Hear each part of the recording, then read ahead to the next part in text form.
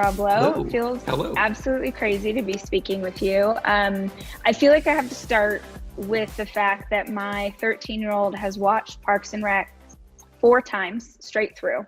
Really? So yes, so this is the coolest that I have ever been in my entire life to him. So that's just where we should start. I know you've done so many other things in your career, but Jackson Hollis thinks I'm cool because I get to talk to you. So that's making me feel happy today. Well, first of all, Jackson Hollis has a very cool name. Yes, he does. Jackson Hollis has big things in store with a name like that. And I love that I love that he loves Parks and Rec. I love that he's that young and that show speaks to him. It just makes me so happy when the young whippersnappers are into the old man. Makes me very happy. As you talking about all the different things that you've done, I find it really interesting. You have a podcast now. And in your career, you've been obviously in so many different forms of media.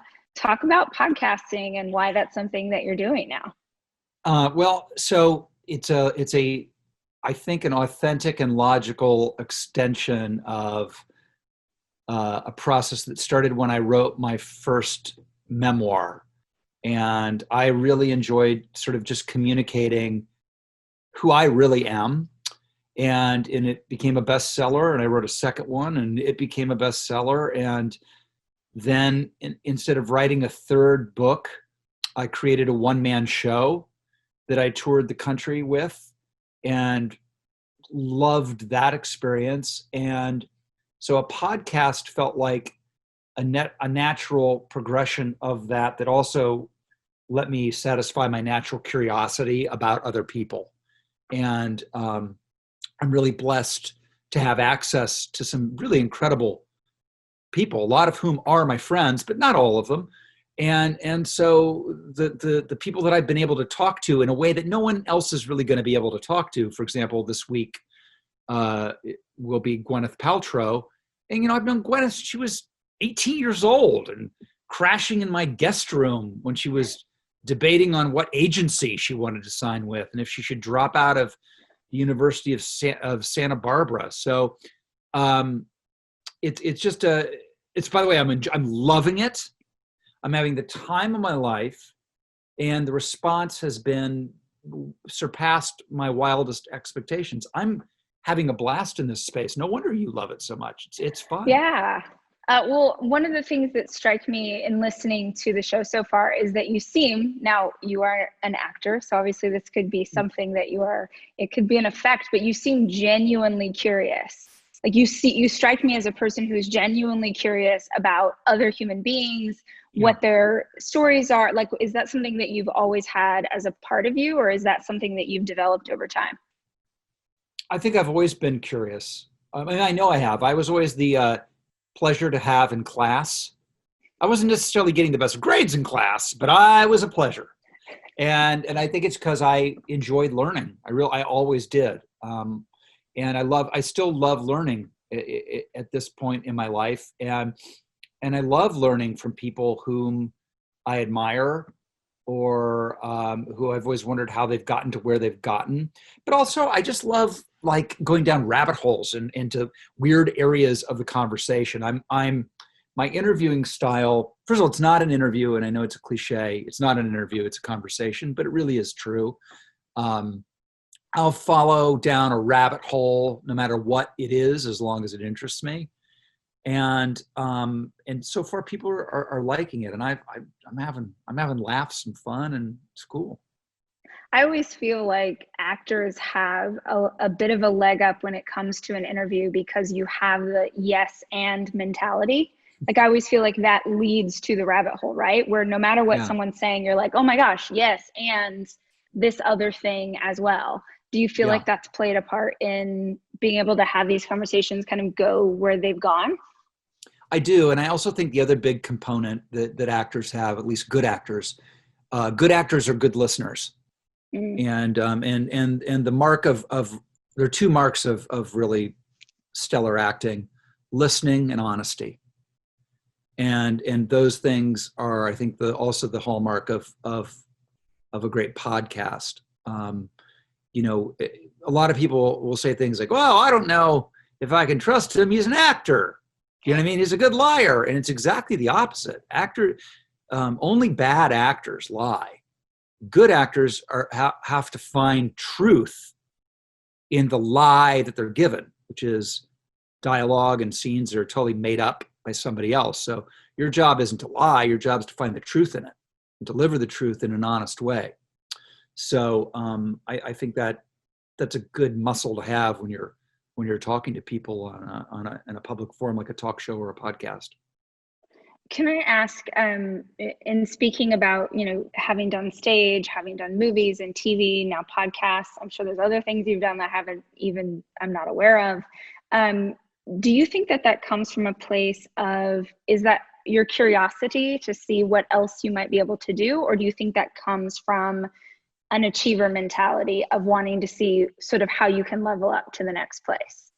Both. I mean, because I do have a very, I don't know if the word competitive, because competitive can have that sort of pejorative feeling to it. But for lack of a better term, I do have a competitive component to my personality. But it's also that I'm never satisfied, and I want to find something new, and I want to learn. I mean, to me, the worst thing in the world is boredom. Like, I do not do well bored. It's the idle mind truly is the devil's workshop. And, I've been acting a long time.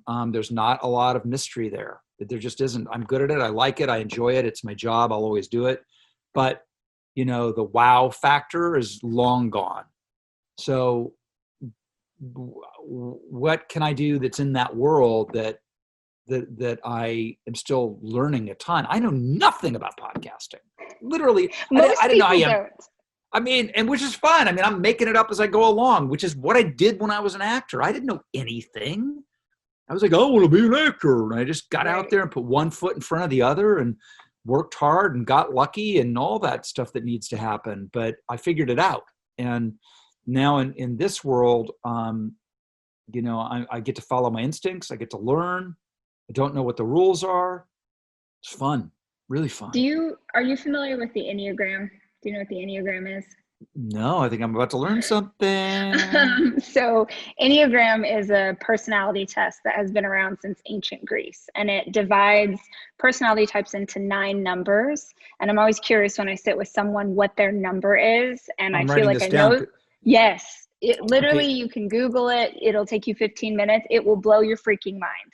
And then you have your wife do it, and you can compare your number and hers and how they work together. And it's like reading your diary. It's wild. I can't wait to do this. Yes, please do it. It's so good. But my gut is that I don't want to tell you because you're never supposed to tell someone their number, but I have an instinct about what your number is. And I'm just curious because for me, this idea of, in no way near what you've done, but I also tend to push myself to, you wrote a book and now you're going to do this thing and now you're going to make this and now a live event and whatever. And part of it is definitely curiosity, but a big part of it is, can I do it? Like, yes. Could I actually pull this off? Like, yes. Because it's the same, if you sort of do that same thing over and over, you do get, it does feel stale, or it does start to feel like, so I feel like you and I might be a similar number, which is why I ask. And by the way, that quality is, can also lead you to, at least I should speak from my own, it's also the quality that can get me into trouble sometimes. It's like, every year when the Academy Awards come out, you will see my stupid big face out there from like worst Academy Award moments. Like it's like 30 years ago. What was your moment? I don't remember this. I don't know. God bless you. I love that you don't know that. But like that thing of like, once it's called your attention, you'll now see it every 5 seconds. God. So yeah, they asked me to do a song and dance number to open the 1986 Oscars. It's however many years ago. But every year the Oscars roll out. Every year there will be. Was it bad? An op-ed piece on most embarrassing Oscar moments, and I will always be number one with a bullet. And so what happened was, and by the way, it's awful. It's awful. It's awful. I can't wait to watch. But it was supposed to be goofy and fun and cheeky and not serious. And that was before I realized that there is no more solemn occasion than the bestowing of the Oscar. Right. I didn't realize it was on par with the Nobel Peace Prize. I do now. Of course. Yes. Now I get it. But I didn't get the memo when I was 23, and the Oscars asked me to do it, and being a good people-pleasing Midwestern boy, I said yes. And when the great Marvin Hamlish, who's won 3 Oscars, wrote a really cheesy, corny musical number, I didn't have the wherewithal as a 23-year-old to stand up to Marvin Hamlish. Who does, really? And who does? So the net effect is it's a disastrous duet with Snow White, who, by the way, Animated? The Oscars. Snow White or a real person playing Snow White. But Great. The Oscars also never decided to get the rights to the Snow White character. So they were sued immediately the next day by Disney, which you never want to have happen. And that started people really examining what had gone on. And maybe without this lawsuit, I would have gotten away with it. But when people really, in the cold light of day, the next day went back and looked at it, wait a minute, this is really bad. But my thing was like, yes, my default, thing is I'll do it. I can try it. I can see if I can do it. And sometimes it works out. And other times you're left in front of 1 billion people live, watching you not do caught in a train wreck and looking out I'll never forget looking out into the crowd. And you ever been in front of a crowd and you focus on just one Yes. It's like blurry 100%. people. And there's one person that you can't take your eyes off of. Right. So it was, and that night at the Oscars, it was the great director, Barry Levinson, who had directed Rain Man. Yes. I mean, at that moment, there's no bigger director that you would want to impress, no more important person. That night, he is going to win like 5 Oscars. And I'm doing my bump and grind to, Rolling on the River with Snow White, with lyrics rewritten to talk about show business. And I look out and I see Barry Levinson, and it's like a spotlight's on him. And legitimately, I see his mouth the phrase, "What the fuck?" No. So listen, you and I can be strivers and achievers and pushers and challengers, but every once in a while you're going to run into Barry Levinson going, "What the fuck?" Right. Oh, so I have this year I was asked to speak for Oprah on her stage. And I decide that if I'm going to speak for Oprah, I'm going to do it as myself. I'm going to be the real me. I'm going to be who I am. And so I start by telling what is a hilarious story. It is. I usually only speak to audiences of women. So I start by telling a hilarious story. This is more than I thought I would ever say to Rob Lowe, about tampon. The situation that happened with a tampon. And I do it. There's 14,000 people in the audience. And I'm like, this is going to kill. And I didn't understand that she would be sitting in the audience watching me give this talk. Like in my head, she's backstage eating a granola bar. It never occurred to me that my hero's in front of me watching me speak. And so she's sitting there and I start telling this story and I'm like, here it is. I got this. This is hilarious. And she gets up and leaves her seat. Oh no. And I know this is not like Oprah needs a drink of water. This is like an Oprah's upset that you're telling a story about a tampon on her stage. And I'm like, in my brain, I'm like, oh my God. And you just have to go. You just have to keep going. And at that point you double down. Yeah.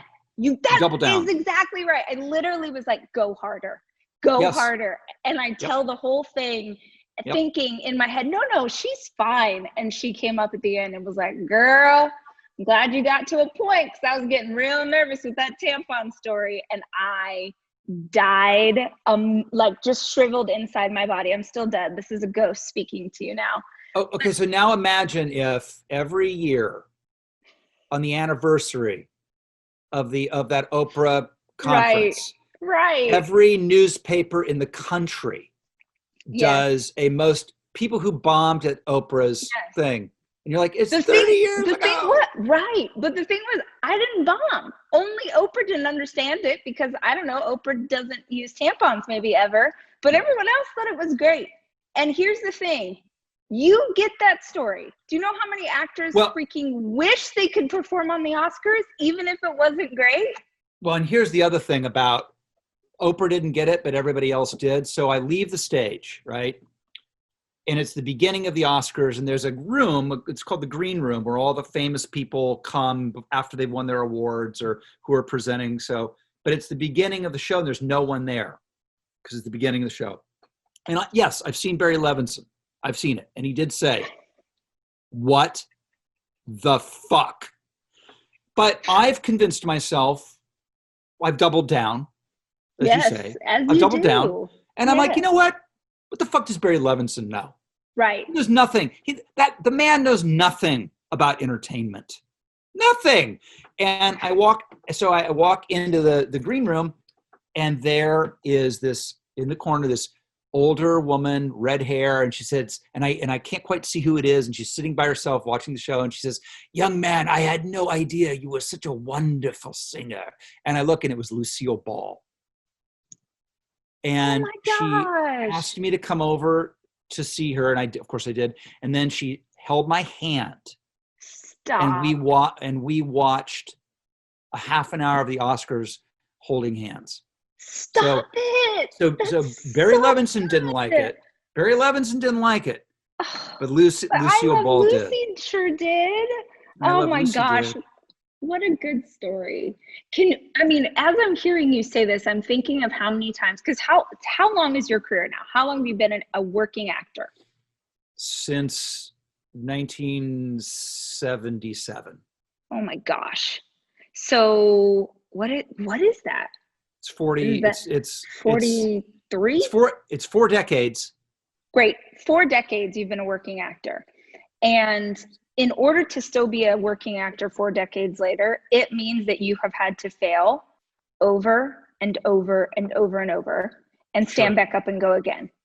Yep. And within the community of people listening to this, we have a huge community of entrepreneurs and dreamers and people who want to write a book and people who want to be an actor, all sorts of different people who are chasing a goal. And one of the questions I get most often, or one of the things that we talk about the most, is a fear of failure. They're so afraid to fail. And my challenge back to people is always, you're not afraid to fail. You're afraid for them to see you fail. It's a difference. One is about failure, one's about ego.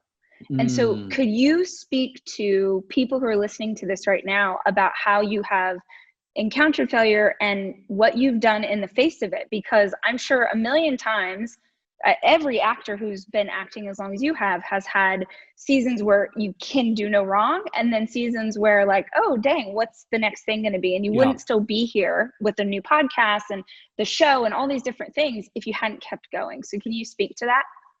Yeah, I've had tons of failure. My first TV series, I was 15 years old, and it was always the lowest rated show on television. Not among the lowest rated. It was the lowest rated. And, it was opposite. Anyway, I'm having post-traumatic stress disorder thinking about it. And then from the time I was 16, 17, 18, I couldn't get an audition. I couldn't get a job.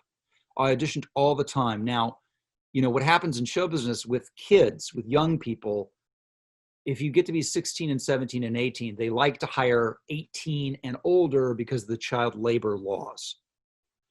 So there were people telling me, that's why you're not getting these auditions. You're 16 years old. They're hiring an 18-year-old to play 16. It's not you. It's not you. It's not you. Well, that's all fine and good. Meanwhile, I'm not getting the jobs. And now it's the time, you're in college, you're in high school, and you've got to think about your future. And are you going to go to college? And I thought my career was over. It was over. So I was going to go to study film. If I couldn't be in film, I'd study film. And there was one casting director who was a very good, loyal supporter. And she said, just give it to your 18th birthday. Because I for sure thought it was done. I mean, I couldn't get in. Where were you born? I was born in Ohio born in Virginia, lived in Ohio until I was 13. But from 13 on and for my career, I'm out in Los Angeles, living in LA. And so you knew even as a little boy, like, this is the thing I want to do. I knew at 8, when I was 8 years old and saw Oliver, like the local theater production of Oliver. That's when I knew. Wow. So I kept at it. And at my 18th birthday, I got The Outsiders, my first movie with Francis Ford Coppola. On your 18th birthday? Literally on my 18th birthday. Wow. Or as Chris Traeger would say, literally on my 18th. Yes. But your other point about fear of failure and what have you, I kind of liken it to the way I feel about fishing. Like, it's like, I'm not going to if I don't catch anything in my first 3 casts, I'm convinced that the 4th or 5th cast, I will catch a fish. So if you're one of those persons who's going to throw a line in the water the first time and not catch a fish and bail, you're never going to catch anything. Right. And I don't know if it's luck, worldview, whatever, but I'm always convinced that if you just the good thing is right around the corner. There's a great, I've been sober now for 30 years, and in sobriety and recovery, there are all of these catchphrases and truisms that a lot of people think are trite and cliche. I happen to love them. They've been very important to me. And one of them is, don't leave before the miracle. Mm. And I have found that to be true in every area of my life. That's awesome. Is there, I love the hearing about you being a child, literally a child, and having a grown-up's dream for your life, because I have a very similar memory of my own life. What do you think, or have you thought about what the 8-year-old version of you, the 13-year-old version of you would think of where you are today? Oh my God. It would be incomprehensible to that kid. By the way, the kid, that 8-year-old knew, because he was an idiot and didn't know anything. He was 8 years old. But that 8-year-old knew he was going to be a successful actor. Now, meanwhile, that 8-year-old's living in Dayton, Ohio, not exactly a factory of actor producers. But I knew it. I knew it in every fiber. I just knew it like I knew what the weather was. It was a gift. I've talked to other people who've had that. Sounds like you may have had that. Mm-hmm. We're out there. Prodigies, whatever you want to call us. We're definitely out there. But even with that kind of worldview, I would have never thought that I would be where I am today. Never, ever. So I think that there's something really interesting about this idea, because you say so definitively, like, you knew as a little kid, and I knew as a little kid. I knew I couldn't have told you I would have the life that I had today, but I knew the direction, right? And I think that there's something really powerful about the dreams that we had before people told us that our dreams were stupid, or before people told us to be safe or to be conventional, or like, what I think of for listeners right now is, like, who were you before they told you to be somebody else? Who were you before the world sort of gave you your parameters? Because predominantly have women in my community. And one of the things that I hear so often from women, especially moms, is, I've lost myself. I don't know who I am. I don't know what I love. I don't know what my hobbies are. And the question that I always ask them is, who were you before you were their mama? Who were you before you were his partner? Who were you before you became what you are known for today? Because I think, God, there's something so powerful about who you were before they told you to be someone else. So what do you think it was about, from you, let's say 13 on, what kept that dream alive when I'm sure you had people in your life who were speaking into this not being a great idea. And you certainly had lack of auditions and evidence that was telling you that this might not work. So what keeps you going when you're not getting the validation to stay inside of the dream you believe is supposed to be yours? Yeah, I have tremendous empathy for this whole subject, mostly now because I'm raising my two sons are entering the workforce. And how old are they?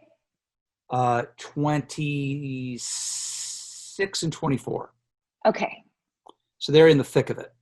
And as a parent, as you know, you see your own childhood replayed back to you in a reverse image as you raise your own kids. 100%. Yeah.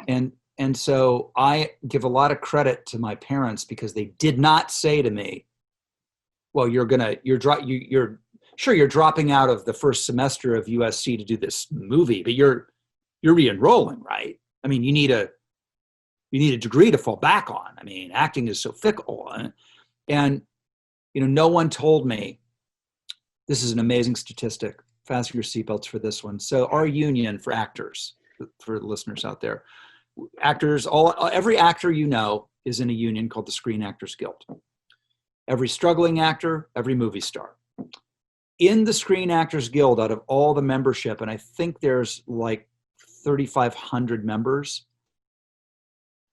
99.5% of them do not make enough money to support themselves as an actor.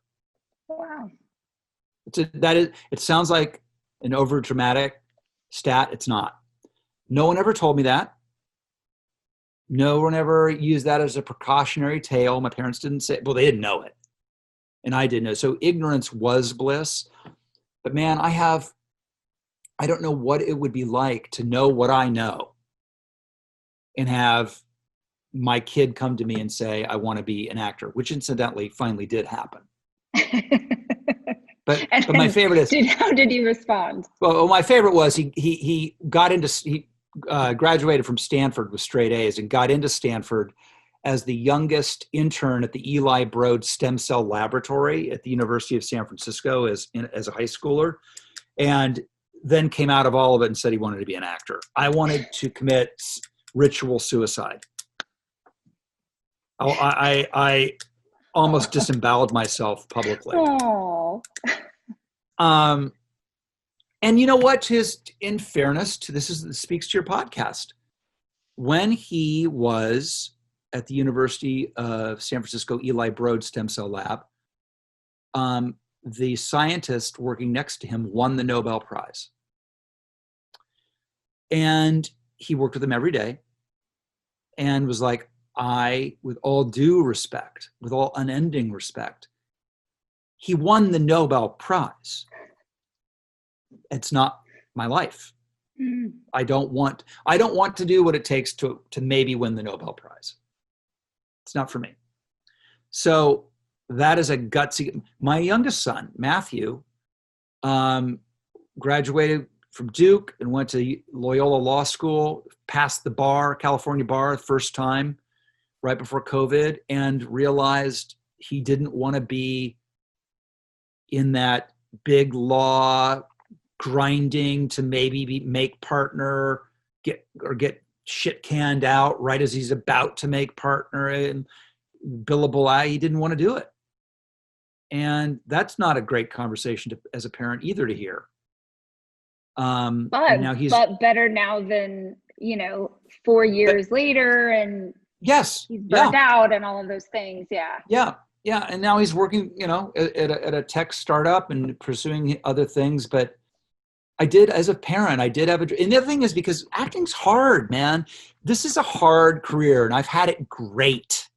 And guess what? It's hard and it's still scary. And I still feel like I'll never work again, honestly. And I'm not responsible for my own destiny, really. I mean, I am as much as probably anybody in the business is because I'm so entrepreneurial. But even I'm, marked to market based on everything I'm doing. So I'm at the beck and call of audiences, studio executives, tastes, reviews, whatever it is. and I wouldn't wish it on my children, Mm. the insecurity. So I did everything I could to crush every creative instinct that they possibly could have had. So I would have normal, adjusted, secure citizens of the world. And then one day I woke up and went, oh my God, what have I done? What have I done? Are my kids going to be in cubicles? Yeah. Right. Do you know what I mean? So, Yeah. I'm one of your podcast listeners because of this. These are the things we think of. Right. It's so interesting of how we embrace parenthood, how we try and do our very best. I was talking about this with a friend the other day, that no matter what you do, you still will somehow mess up your kids. No matter how hard you try, no matter how much you love them, no matter how many books you read, that you will do something that they're going to be in therapy and they're going to be like, well, my mom or my dad did this thing that now I'm trying to work through, when really you only had the very best of intentions. Like it just is. It just is. We screw our kids up. We're going to do it. They're going to do it to their kids. Hopefully the whatever the screw up is less and less malignant, as generations go on and we learn about each other. But I just think it's part of what happens. I mean, look at it this way. In life, I've always learned more from failure than I have from success. And I think the thing is the same with relationships. I've learned more from the parts of relationships that were not great. And I think that's that's why we do it as parents. I think that's why it's part of the DNA of life, is we're meant to fuck them up, honestly. Yeah. Because that's where they're going to learn. Right. If you believe in past lives, which not everybody does, but if you believe in past lives, then you believe, or there are people who believe that you literally choose your parents, because there's something that you are supposed to learn in this iteration and in this journey that those parents are going to teach you, usually through the opposite of what we would hope, usually through friction or strife or what have you. But I think that there's something really beautiful about the idea that whether you had the best parents in the world or really crappy parents, there is something in it for you. And that, like, what a beautiful journey.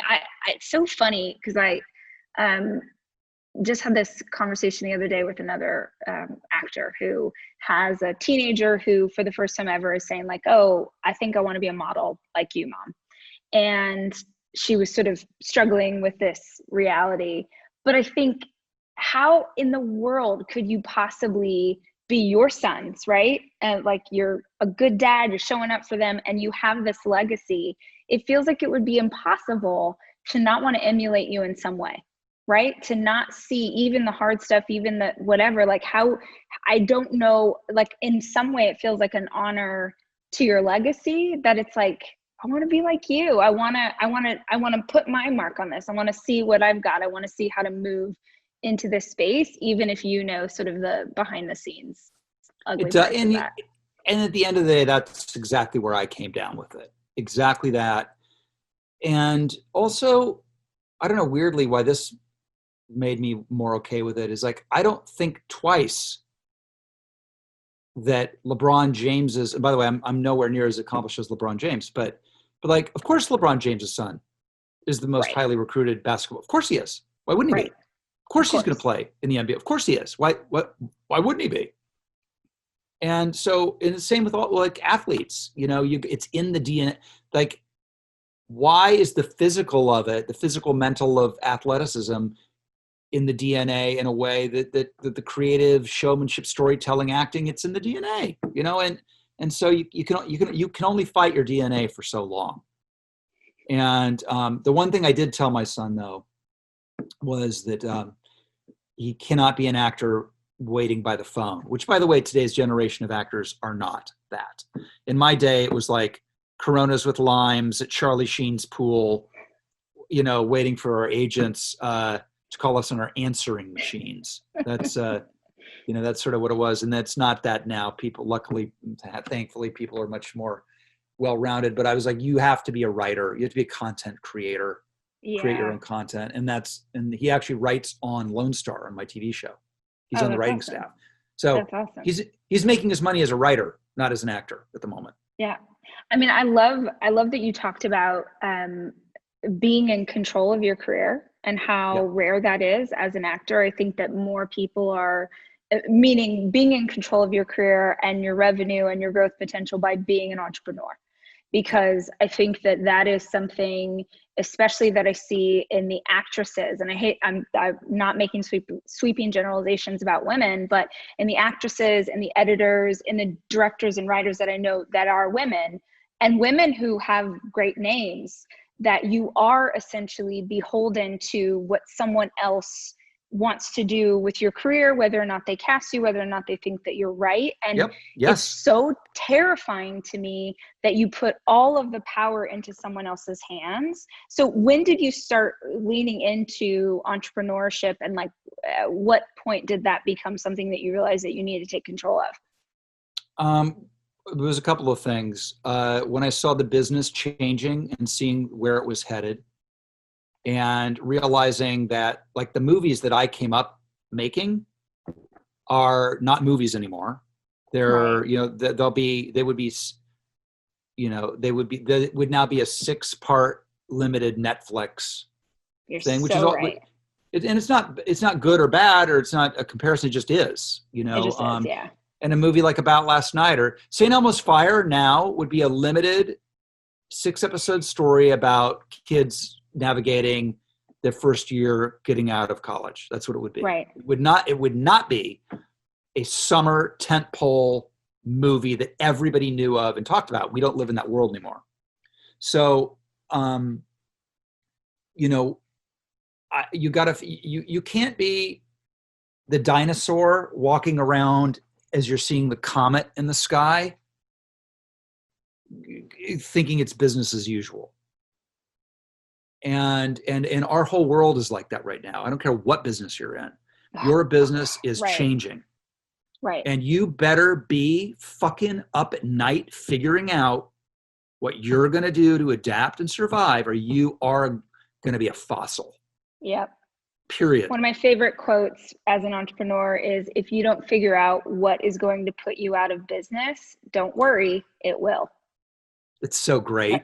You have to be cognizant of this. And I've talked about this for 2 years on the business side of things and at our business conferences and everything that we have done about this idea of the bubble was going to burst. It was going to burst. It was good for too long. It was going to happen. No one obviously could have foreseen this black swan event, but here we are. What are you going to do now? Like, we're in a pandemic. It has affected every business. And certainly there are businesses that are killing it. If you own a grocery store chain, like, congratulations to you. But for the rest of it, my business is half our revenue is based in live events. That shifted, right? Yeah. And I had about a week where we knew back in March, oh my gosh, things are changing. We're going to have to go and start working virtually. And I had about a week of having too much vodka and eating too many chips of like, holy shit, I have 60 employees, like their insurance and their car payments and their rent and like all of these things that are required for us to be in business. Are you going to sit here and cry about this? You're going to figure it out. And we have figured it out, and we have pivoted. And the crazy thing about the world that we're living in is that one pivot wasn't enough. So, right, like when we first went into this, I naively really thought like, oh, we'll be wrapped up. We'll be back in action like in May, right? And now we're at the end of July and there's no end in sight. And so I think, man, I'd love to encourage entrepreneurs who are listening to this right now, is that you have to stay nimble and you have to stay willing to keep moving and to keep figuring things out. And it's like you said earlier, man, you're going to keep, maybe you have to put the fishing line in the water 50 times But when we're on the other side of this, those businesses, those entrepreneurs that are still standing are the ones who kept fishing. They're Yes. not the ones who got scared and walked away or gave up. Like, fuck, stay in it. Stay And they in look it. at it, and also to look at it, as you say, as an opportunity. Yeah. You know, I just all comes back to, are you glass empty or glass, you know, half 100%. full? And there's tremendous opportunity now. And, you know, the other little truism that I once heard, a little cliche that I love is, particularly for entrepreneurs, but it applied to me in my career, which is why I'm in podcasting now. And it is, don't just do what you can do what only you can do. Right. So like a lot of people could have played, well, I don't think a lot of people could have played Tris Traeger. Let's not get crazy. But look, I've done plenty of roles where other people could have done them. Plenty. Every once in a while you get one where you definitely feel like I'm the only person who could have played it. And that's great. Mm-hmm. But that's a West Wing. It's a rarity. For the most part, you know, it would be different, but other people can do it. So the question is, what is it that I offer that only I can offer? And I've spent a lot of time thinking about that. And I would encourage any entrepreneur or anyone to think about, okay, what is your special sauce? Because everybody has it. And figuring out what it is the challenge. So maybe it's harder for some, not so hard for others, I don't know.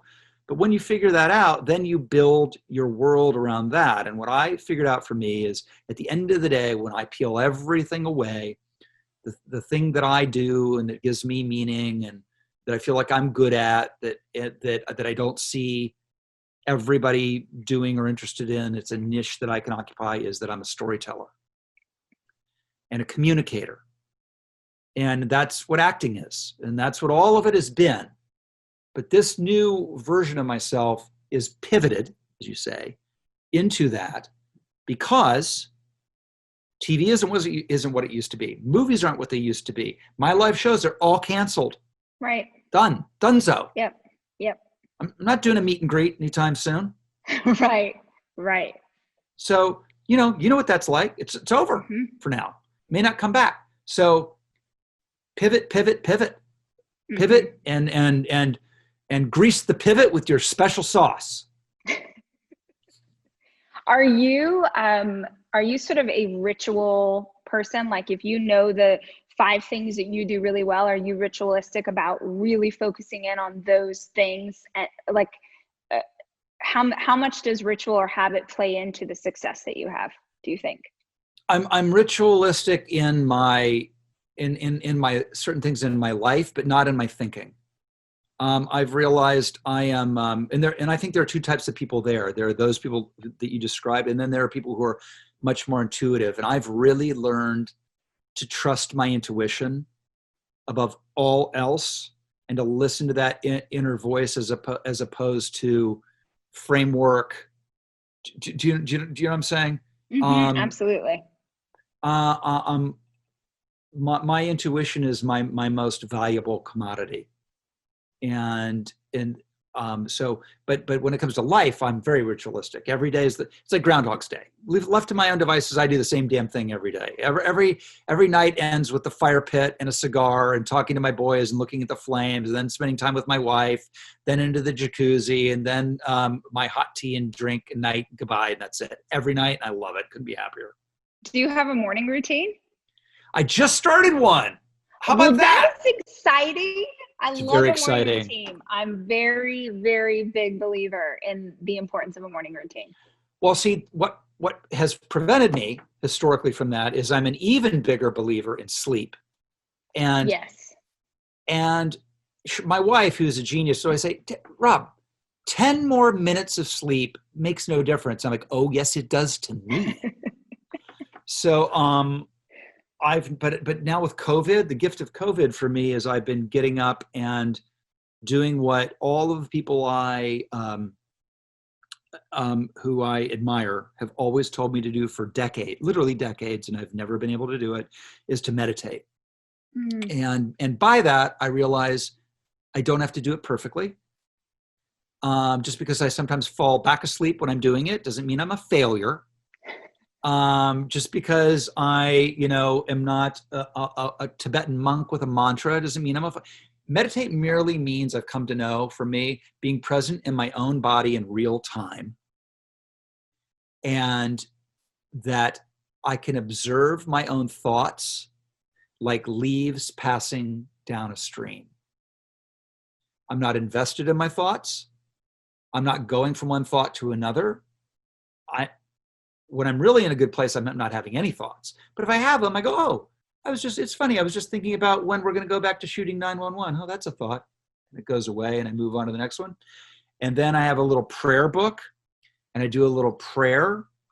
And it's always the same thing, basically, which is, make me useful in this world for something greater than myself. And that I take my hands off the wheel. I don't need to be driving the car. I'm a bad driver. And it's just, and then to be healthy and people I love be safe. And that's what I do every day. And it's with my big cup of coffee, and it's been great. Now, the question is, when I go back to shooting, right, when I'm 12-hour days, I'm up at 5 a.m. and I'm exhausted. My guess is I'm going to revert back to my sleep trumping everything, and figuring out a way to do this at a different point in the day. What time are you going to bed if you have to wake up at 5 a.m.? 10. So 10, I'm like 9 p.m. in order to wake up at 5. Because really? I'm the same as you. Sleep is everything. But one of my favorite quotes about this is the power plant doesn't have energy. The power plant makes energy. So in order for you to have the energy to perform, 12-hour days and you're on and whatever, it's like, what are those things that you're incorporating into the day? So I'm huge on ritual, but what are those things that I incorporate into the day, or that you can incorporate into the day, that keeps the momentum going and keeps that energy going for you? Because the power of that meditation, I'm sure, is everything. Well, and the other thing is I am ritualistic also about exercise. That's very Chris Traeger. What do you do? What do you do? What's your workout routine? So Chris Traeger was based on me. This is going to come as a shock to you now that you've heard me be unrelentingly positive for 45 minutes straight. It's going to come as a shocker. I didn't even catch that because I'm the biggest Pollyanna ever. So I was just like, oh, great. This is a friend. Yeah. We're both going to be optimistic together. Yeah, no, but I'm optimistic, and I'm a workout-aholic. And that gives me tremendous, people don't realize it's not about narcissism, although I'm also a huge narcissist. It's about, no one more vain. But it's about how it makes me feel and the amount of energy it gives me. So, and absolutely. I'm committed to like, no one gets in the way,